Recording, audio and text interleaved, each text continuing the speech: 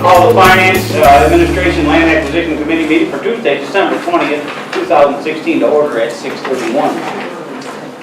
Review and approve the minutes from the November 15th meeting.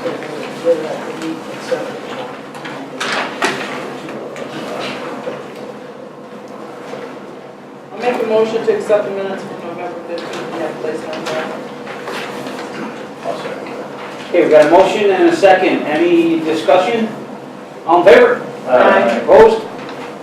Okay, review accounts reports as presented by City Accountant Kim Billy. We got you. Okay, well, we can start with the check register for today. I just wanted to comment on a couple of items that are a little unusual. And that would be the annual IDOT property and liability insurance. As you know, we were in the IDOT co-op, so our annual premium is due at one time. So there's a few payments in one in general corporate for $104,000, and there's one in the water department and one in the sewer department. But that is our annual insurance premium for property and liability coverage effective January 1, 2017. So those are really, that's the majority of the unusual payments there. I'll comment too on Fund 3, Sewer Capital Project Fund. There's a payment there to Strand Associates, and that's another progress billing for the I-9 project. Other than Sorry, that, one more time. I was distracted. What was that for? the I-9 project is a progress billing. Okay, thank you. So I think we're a little bit over half with this payment of that full project. Okay. Moving on to the collector's report. There again, the receipts in the month of November were a little bit higher because we did have the building and inspection, the building permit inspection fees were paid for the latest project out at Bridgeport Development. That impacts building permit fees as well as the water and sewer capacity fees. So it makes a nice contribution to all three of those funds. And then moving on to the next page is the November summary of revenue and expenses. And I'd like to just gloss over on the one that's the summary sheet, which is the page 28 in your packet. I'll comment briefly on the year-to-date amounts that are in the negative and explain to you why. Fund 3 had a budgeted use of fund balance. So even though it's showing a negative, we did anticipate using that fund balance up, so that's why it shows up as a negative. Fund 4 is the sewer operating account, and that shows up as a negative amount because we did make the second installment of the EPA sewer payment. So that kind of skews the numbers every 6 months. It kind of makes it stand out, but that's one of those things that we don't recognize that expense over 12 months, recognizing it too. And lastly, Fund 07, that one is a negative, but that also was a planned use of fund balance. So it gets distorted when you see that as a negative, but actually they were planned occurrences. Other than that, I don't have any comments to make unless anybody has any questions on any of these. No, thank you. I appreciate seeing the negatives. I'd rather know where we stand and have an explanation than glossing that over and having something that's not necessarily accurate presented to us. Yeah, well, like I said, these are the numbers, and in a perfect world, all of our revenue and expenses would be recognized evenly over 12 months, but that's not realistic. Not in a cash basis accounting system that we use in municipalities. Well, and obviously, we don't have enough in reserves to keep all them in deposit, so we're going to have to continue to work in the fashion we're working until Well, we have that and luxury. this isn't your fund balance. This is where you're at year to date as far as profit and loss. So so basically year to date, those few funds are showing a loss for this year to date. But it's not saying that the fund itself is in the red. It's just saying it's showing a loss of revenues over expenses. Expenses over revenues, however you want to look at it. Anything else? Do you have any questions? Anybody want to have any questions for Kim? Well, thank you, Kim. Appreciate it. We're going to move on to number 4. Review and approve the IDOT memorandum of MOU. Reference page 37 through 40 of the City Council agenda package. This is the MOU regarding the railroad. Memorandum of understanding.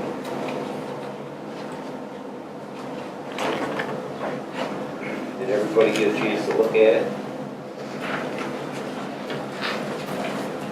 Question. I talked with Colby today at Extension as well as Urban. I don't know if anybody has questions as it relates to. As you know, we did approve an MOU with I think the higher amounts and want to get all those conditions put into that place. A lot of back and forth between us and IDOT. Kind of what we came up with is something that Colby's very satisfied with. Colby could be here tonight. He actually went on vacation, so he'll be back later. But just to kind of highlight a few of the things.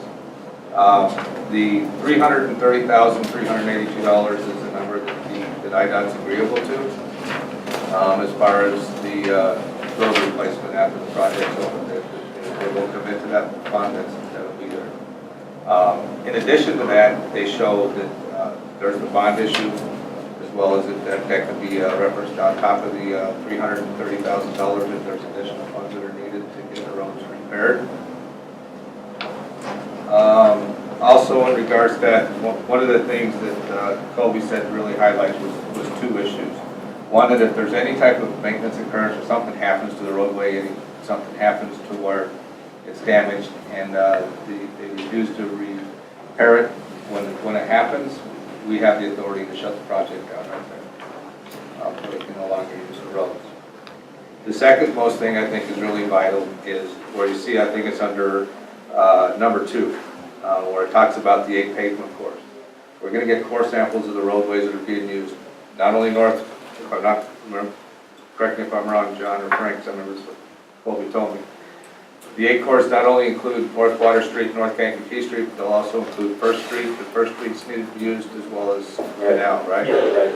Correct. 2 borings on each of the 4 right. streets. Here's, in my opinion, where the benefit comes with these core samples. We get these core samples done before the project even starts. We'll know what our worlds can even handle before the project even starts. We may not even be able to handle what they're looking for. And I think that was one of the things that Colby really highlighted that was key into this whole project. What was deleted on that paragraph? Delete. Yeah, Yeah, it's so this it's one. supposed to be It says here in all the red highlighted. So is all the red deleted? No, the red is what was added. I think there was a, I don't know if you have the prior one there, John, there was a comment from one of the, going back and forth on different ones, and it was more of a clarification until we finally came up with that. This is the most current. So just like the last portion of Right. that big blank space is probably what was deleted then.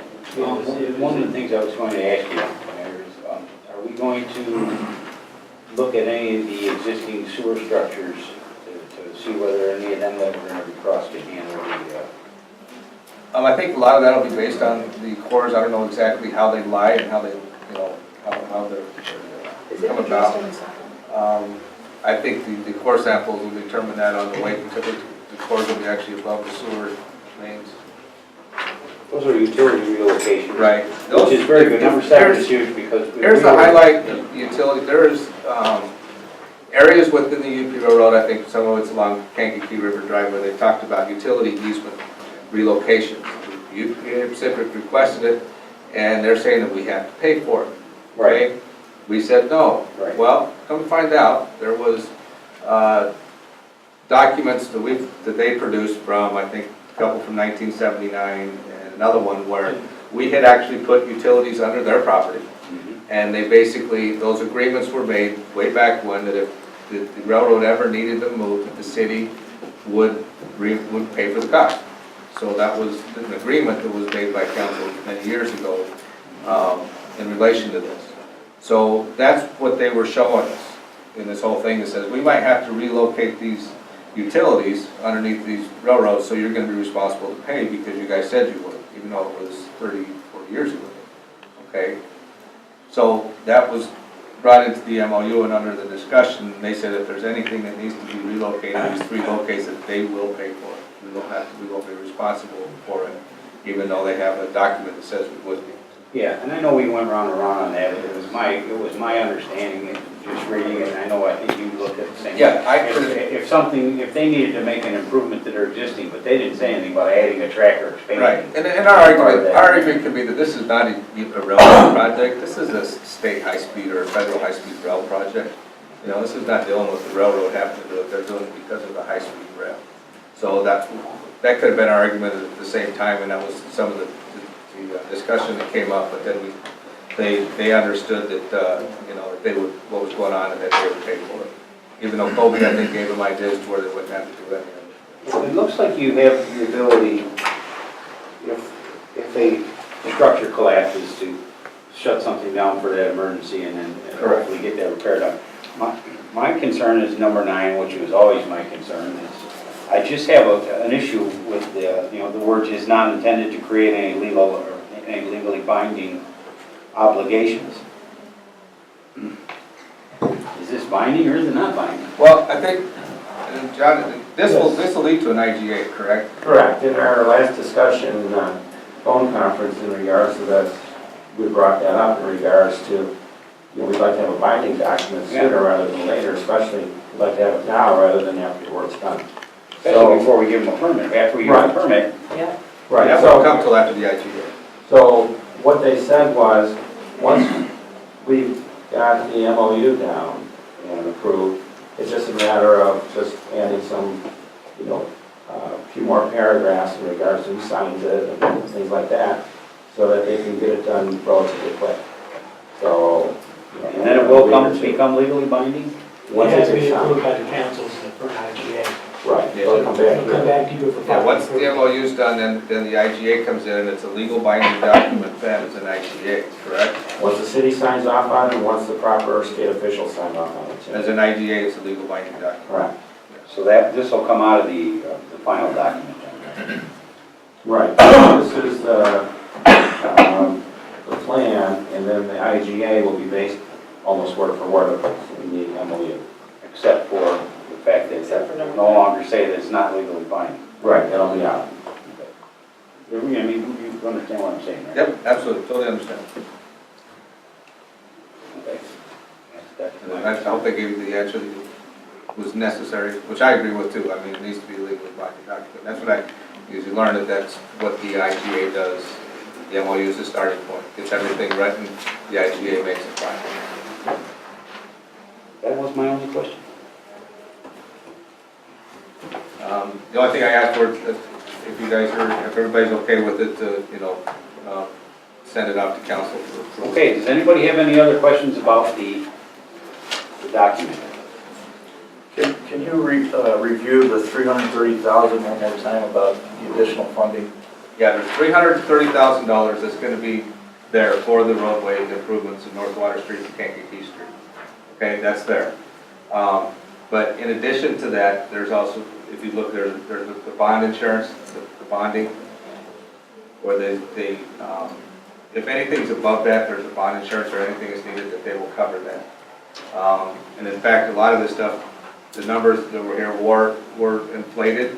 Not going to say greatly inflated, but Dr. Lowe, he says there were inflated numbers represent the holding money and everything else.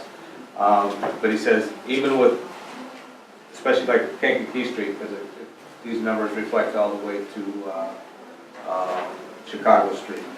Okay, well, a lot of those improvements are going to be done anyway. It's outside of this project from Chicago Street all the way to Canal Street, because that's part of the whole intersection improvement anyway, the rail intersection improvement anyway, so that just shortens the amount of area that needs to be repaved, which allows us for additional funds to be utilized.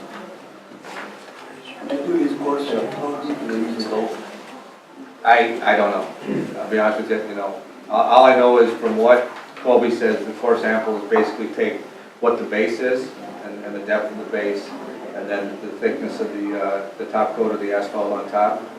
And based on that, whether it's a 6-inch, you know, base or 4-inch or 2-inch or whatever the asphalt layer thickness is, that determines what weight load those roads can handle. And you know, it may come down, they may not even be able to handle an 80,000 or an 85,000 pound vehicle. if they gotta use those, and, you know, that's, we kinda got that as to say, hey, we can't even use the roads in the condition that they're in right now. Because they can't sustain the weight. So, we hit that crossroad, we crossed it, so. Where's First Street represented here? The First Street was represented just in the core values, and I don't think it actually spelled it out on the cores. I thought we had a, In the fifth whereas, there's 5 streets referenced, which is the, It's on the front page. yeah, The recitals, where ends the completion. Bella Street, First Street.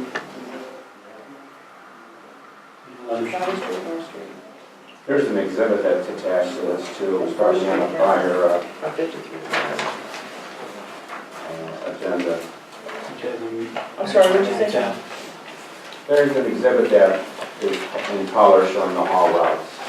Yeah, I understand that, and I understand that it does say here that they're going to use First Street, but it doesn't show any reflection in the reimbursement costs. There's no measurement listed for First Street. No, I thought we did list a measurement. No, we never for First did, Street because we in the counter. didn't, they don't even anticipate that they may even utilize that for the bridge reconstruction.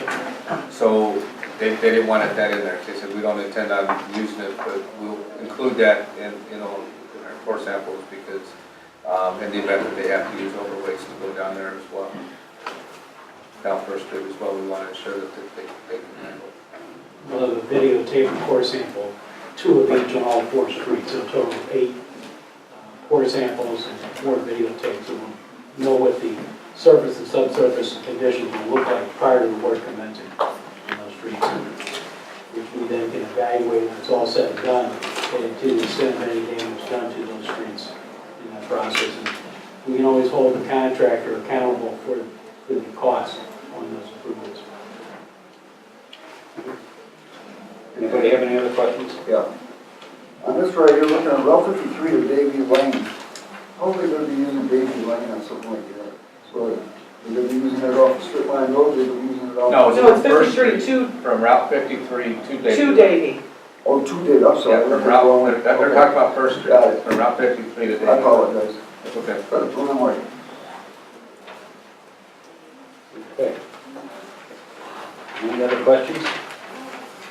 All right, can I get a motion to send the memorandum of understanding between the Illinois Department of Transportation and the City of Wilmington for improvements to North Water Street and Free Street to council? I'll make a motion. Okay, we have a motion, second. Here. Any further discussion? All in favor? Aye. Okay, thank you.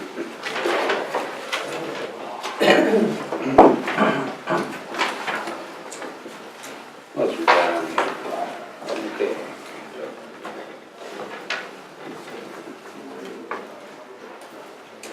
The last one is the inducement resolution, and it's regards to the TIF changes. We had talked about it at the last meeting. You got the 2 portions in the inducement resolution is just talking about the area that's changing for the TIF, excluding one property owner if it's out there because that's not currently finished yet. Frank, can you explain to me what the outs mean? Those are properties which are not part of the corporate limits of the city, I believe, are certainly not included They're not purchased yet? the TIF district. Correct. Okay, they're just not purchased.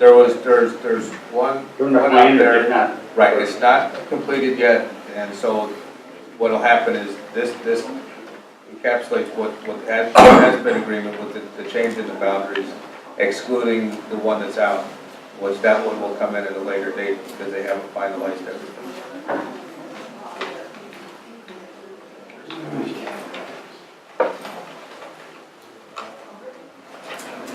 Any highlights or anything else you want to add to what was added? This is pretty much just boilerplate. It's boilerplate standard stuff. Scott, who's actually our attorney representative in regards to the Scott Eminick, actually had back surgery, had a disc removed, so he's kind of laid up. But he was, hey, if you need me on the phone, you can call him on the phone. I said, if the issues come up, we have questions, then we can go with it extent, but we kind of pretty much dealt with it at the last meeting, so I didn't anticipate it. The stuff removed from project area in green is possible future commercial, correct? Yes. Yeah, because you only can have a max limit of 1,280 acres in a TIF. And what we take. Right. So anything that comes out becomes, yeah, potential commercial or non-TIF eligible property. All right, does anybody have any questions about